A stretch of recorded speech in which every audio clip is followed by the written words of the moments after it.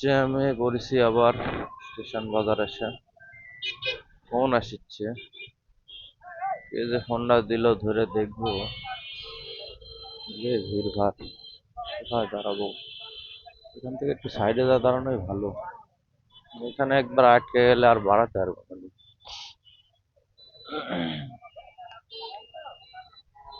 এই জ্যাম টুকটা পার করে যা দাঁড়ানোই ভালো।